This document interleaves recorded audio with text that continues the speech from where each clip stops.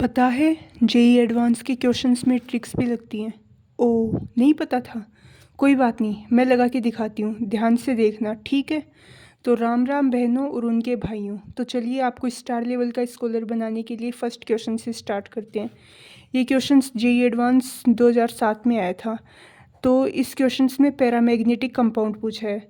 अगर आप लोगों के सामने क्वेश्चन आता तो आप लोग क्या करते? हाँ, सीबीआई ऑफिसर की तरह इस क्वेश्चन की जांच पड़ताल करने में लग जाते, इन कंपाउंड को जांचने में लग जाते। पर अपने को आईआईटीएन की तरह सोचना है, सीबीआई ऑफिसर की तरह नहीं सोचना। तुम लोग आईआईटीएन बनने के लिए जा रहे हो। तो इस टाइप के क्वेश्चंस में तुम लोग क्या कर सकते हो, टाइम बचा सकते हो, और जो अच्छे क्वेश्चन है उन क्वेश्चंस में टाइम लगा सकते हो। तो इस क्वेश्चन में अपने को पैरामैग्नेटिक कंपाउंड पूछा है। पैरामैग्नेटिक कंपाउंड कौन सा होगा जिसमें इलेक्ट्रॉन का पेयर हो गए, मतलब मिनिमम ये तो होना चाहिए कि इलेक्ट्रॉन है ना वो पेयर में हो। इलेक्ट्रॉन पेयर में होने के लिए इलेक्ट्रॉन इवन नंबर में होने चाहिए। और इस क्वेश्चन में अगर आप लोग देखोगे तो ये जितने भी कंपाउंड है ये तीनों इवन, इनके इलेक्ट्रॉन इवन नंबर में है, इनके इलेक्ट्रॉन्स का सम। और जो ये कंपाउंड है KO2, इसमें पोटेशियम में कितने इलेक्ट्रॉन होते हैं? 19 इलेक्ट्रॉन होते हैं। और O2 गैस में कितने इलेक्ट्रॉन होते हैं, मतलब ऑक्सीजन गैस में कितने इलेक्ट्रॉन होते हैं? 16 इलेक्ट्रॉन होते हैं। टोटल कितने हो गए? 35 इलेक्ट्रॉन हो गए, जो कि ऑड नंबर है। तो इस वजह से ये कंपाउंड पैरामैग्नेटिक हो जाएगा।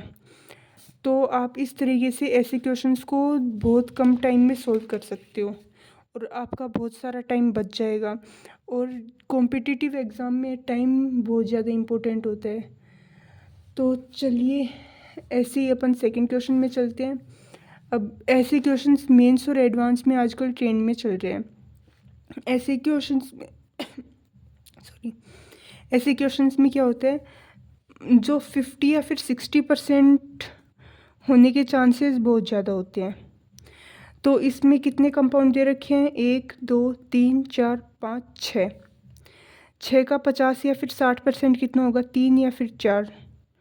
तो ये इंटीजर टाइप का क्वेश्चन है। इसमें से अगर आप लोगों को ये क्वेश्चन आता है तो अच्छी बात है, अगर नहीं आता तो बहुत अच्छी बात है, मैं हूं ना बताने के लिए।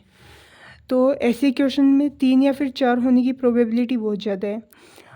और अगर आपको ये क्वेश्चन नहीं आता है तो आप क्या मार्क करेंगे? इन दोनों में से कोई एक मार्क करेंगे। तो अगर ये सही हो गया तो +3 मार्क्स आएंगे आपकी, क्योंकि ये इंटीजर टाइप था। और अगर नहीं हुआ तो 0।